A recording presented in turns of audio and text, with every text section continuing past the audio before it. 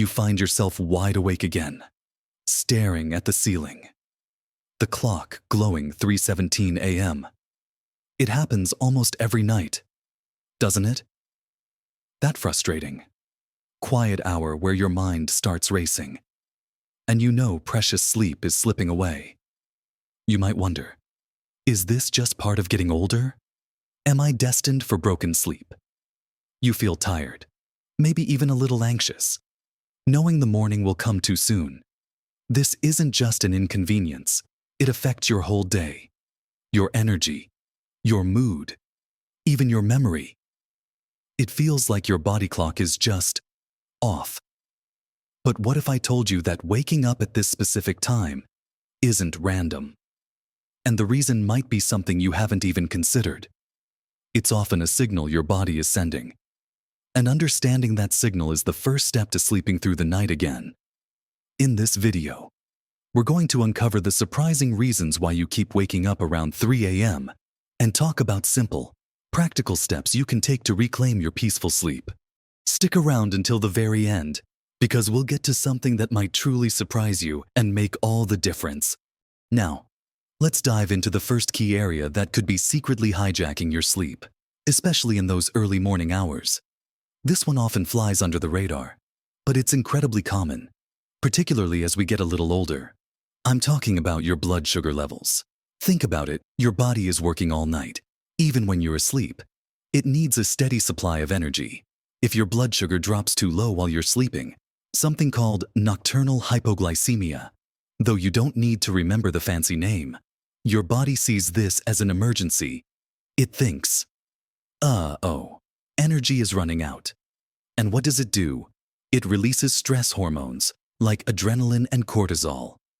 Now, you might know cortisol as the stress hormone, but one of its jobs is actually to tell your liver to dump stored sugar glucose into your bloodstream to raise your blood sugar back up. It's a survival mechanism. The problem is, that surge of adrenaline and cortisol isn't exactly conducive to peaceful slumber. It's designed to wake you up, make you alert, ready to, well, survive. And guess what? For many people, this blood sugar dip and subsequent hormone surge happens right in the middle of the night, often in those 2 a.m. to 4 a.m. hours. So, why might your blood sugar be dipping like that? Several things can contribute. Maybe you're eating dinner too early, and your body runs out of fuel by the middle of the night. Or perhaps you're having a late-night snack that's high in simple carbohydrates or sugar, like biscuits, a piece of cake, or even fruit juice. While that might temporarily raise your blood sugar, it can cause a rapid spike followed by a crash a few hours later, right in the middle of the night, triggering that stress response we talked about. Another factor could be if you're managing diabetes, but even if you're not, your body's ability to regulate blood sugar can become less efficient over time. Maybe you had alcohol in the evening. Alcohol also affects blood sugar and can lead to a dip hours later. What can you do about this? It's about finding balance and timing with your food. First, try to make your evening meal well-rounded. Include some protein, some healthy fats, and complex carbohydrates like vegetables, whole grains. This provides a slower, more sustained release of energy throughout the night. Eating your dinner not too late, but also not too early can help. Find a sweet spot, perhaps 2 to 3 hours before you go to bed. If you absolutely need a snack closer to bedtime, make it something small and balanced. Think a few nuts, a small piece of cheese, or a tiny bit of Greek yogurt. Avoid anything sugary or processed right before hitting the pillow. The goal isn't to overload your system, but to provide just enough slow-burning fuel to prevent that emergency blood sugar dip. Pay attention to how different foods affect you. Keeping a simple journal for a few nights, noting what you ate and when you woke up, might reveal a pattern. This blood sugar connection is powerful, and simply adjusting your evening eating habits can make a world of difference for many people who find themselves staring at the ceiling at 3 a.m. It's not just about feeling hungry. It's a hormonal cascade triggered by an energy imbalance. Understanding this hidden driver is a big step towards taking control of your sleep. Now, while blood sugar is a huge factor, It's certainly not the only reason you might be waking up consistently in the early morning. Another major player, and one that affects so many of us, especially in today's busy world, is stress.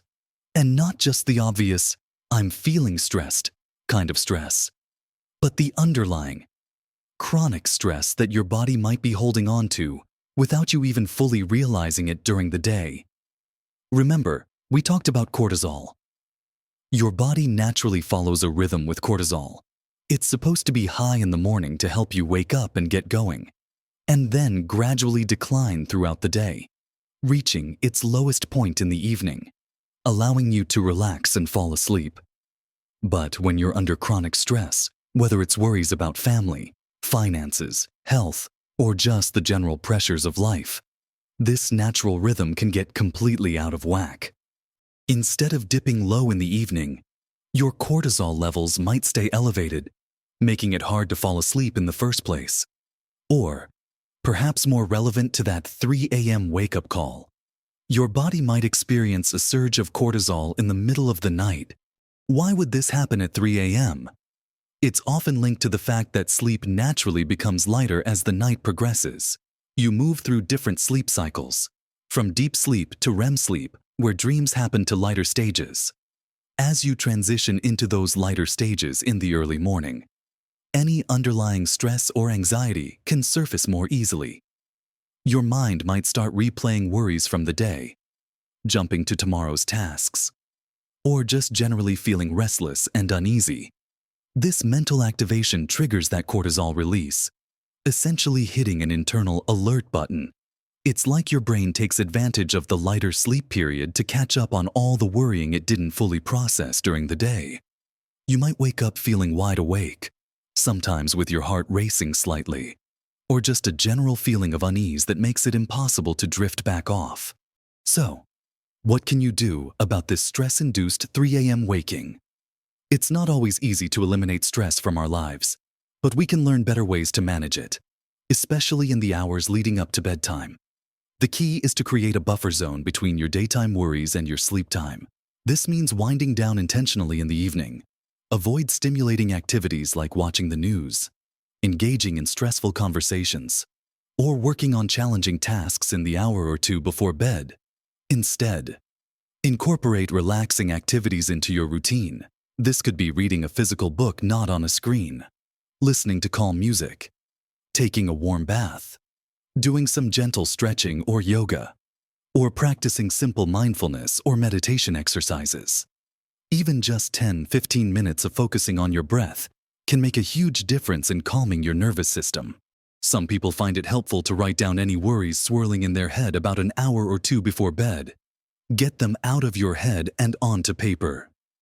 This can help quiet the mental chatter. Remember, the goal is to signal to your body and mind that it's safe to relax and let go. Now, another very common culprit that disrupts sleep, often right around that 3 a.m. mark, is something much more physical and immediate: the need to go to the bathroom, needing to urinate during the night, or nocturia as it's technically called, becomes more common as we age for various reasons, including changes in kidney function and bladder capacity. But sometimes, waking up specifically at 3 a.m. for this isn't just a random occurrence. It can be related to fluid intake timing or even the type of fluids you're consuming. Maybe you're drinking a lot of water right before bed because you've heard it's good for you, which it is. But timing is everything for sleep. Or perhaps you had a cup of tea or coffee late in the afternoon or evening. Caffeine is a diuretic, meaning it makes your body produce more urine.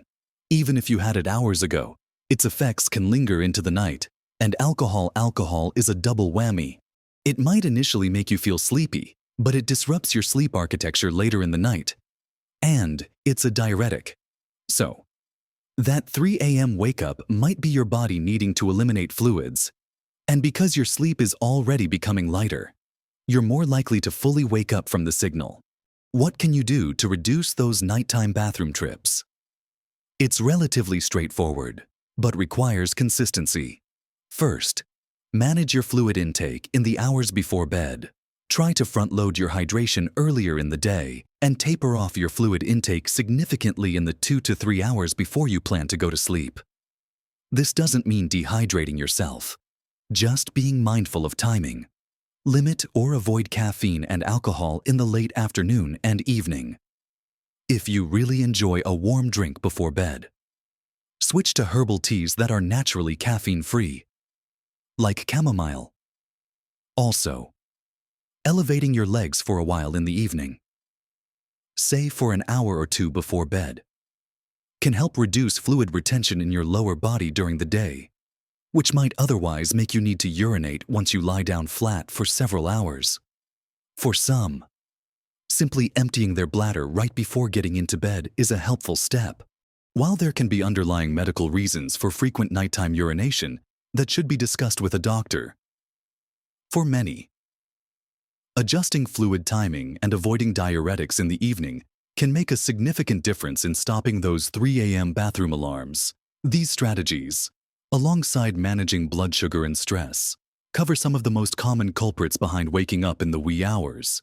But there's even more to consider, and some surprising elements that play a role, building on those internal factors like blood sugar and stress. Let's look outwards for a moment, because your immediate environment plays a massive role in how well you sleep, especially as your sleep naturally lightens in those early morning hours. Think about it, you might fall asleep easily enough when you first go to bed because you're tired. But as the night progresses, your brain is more easily disturbed. This is where your bedroom environment becomes critical. Light is a major disruptor. Even small amounts of light can signal to your brain that it's time to wake up. This could be light creeping in from street lights, a neighbor's porch light, light bleeding under the door from another room, or even little glowing lights from electronic devices in your room. Around 3 a.m., when you're cycling through lighter sleep, that seemingly insignificant sliver of light can be enough to pull you out of sleep entirely. Your brain senses it, thinks, "Is it morning?" and starts the process of waking you up. What's the fix? Make your bedroom as dark as possible. Invest in blackout curtains or blinds that really seal out external light. Cover or remove any electronics that emit light, no matter how small the glow seems. Even the light from a digital clock can be enough for some sensitive people. Consider wearing a comfortable sleep mask if you can't completely eliminate light sources. The goal is to create a cave-like environment that tells your brain it's still nighttime and safe to sleep. Noise is another huge environmental factor. Just like light, noise can easily jar you awake during lighter sleep stages. This could be traffic noise, noisy neighbors, a partner snoring, a pet moving around, or even the house settling. You might sleep through these sounds when you're in deep sleep earlier in the night, but they become major disturbances at 3 a.m. What can you do? Consider using earplugs if they're comfortable for you. Or, paradoxically, introduce noise that helps mask disruptive sounds. A fan, a white noise machine, or even a machine that plays nature sounds can create a consistent, soothing backdrop that drowns out sudden noises that would otherwise wake you. This consistent sound can help your brain stay asleep through minor disturbances. Temperature is also vital. Your body temperature naturally dips slightly during sleep, and a room that's too hot or too cold can disrupt this natural process and pull you out of sleep. Most experts agree that a cooler bedroom is generally better for sleep. Find a temperature that feels comfortably cool to you, perhaps between 60 to 67 degrees Fahrenheit, around 15-19 degrees Celsius.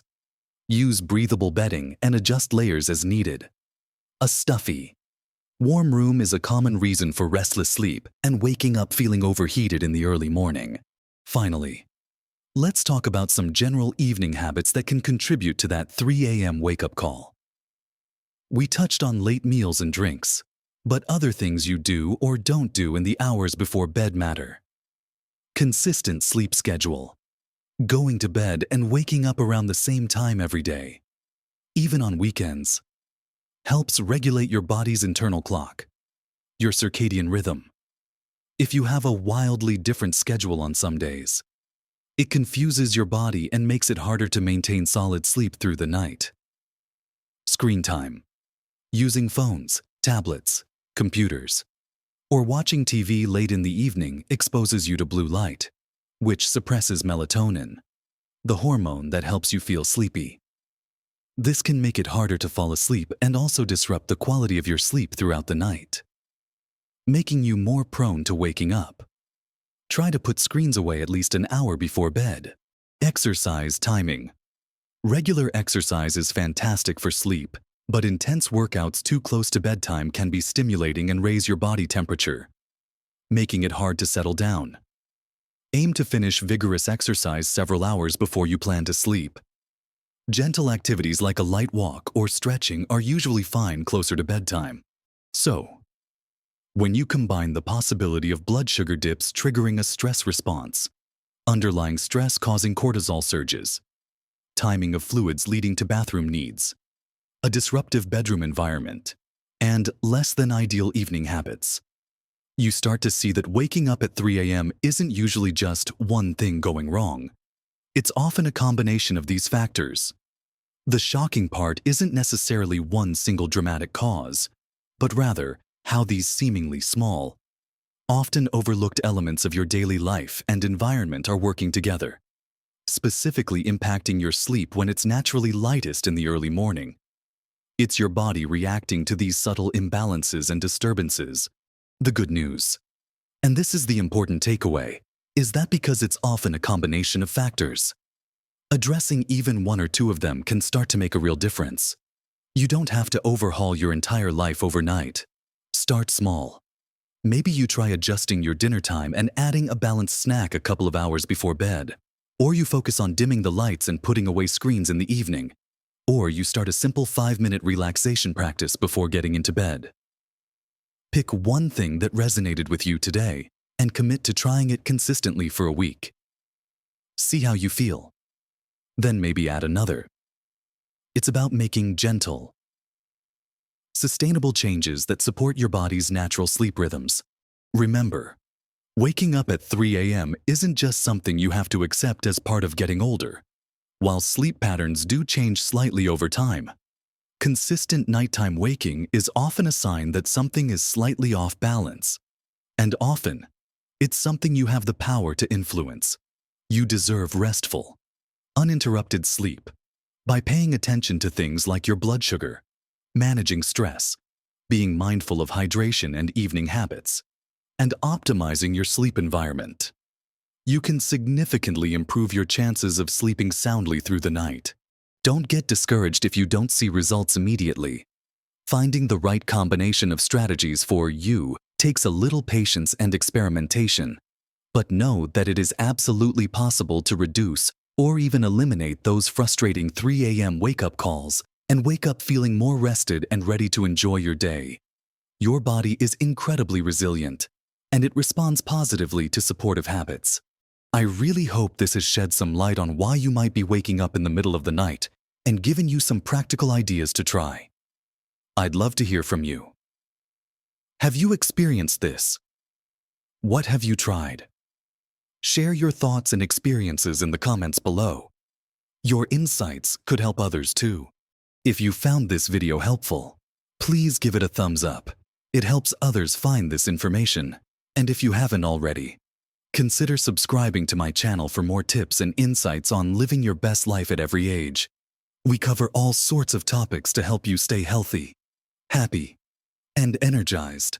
Thank you for watching and for spending this time with me. Remember, small changes can make a big difference in your sleep and your overall well-being. Keep trying, keep exploring what works for you, and keep believing that restful nights are within your reach. You are capable of feeling vibrant and full of energy. Live your best life at every age.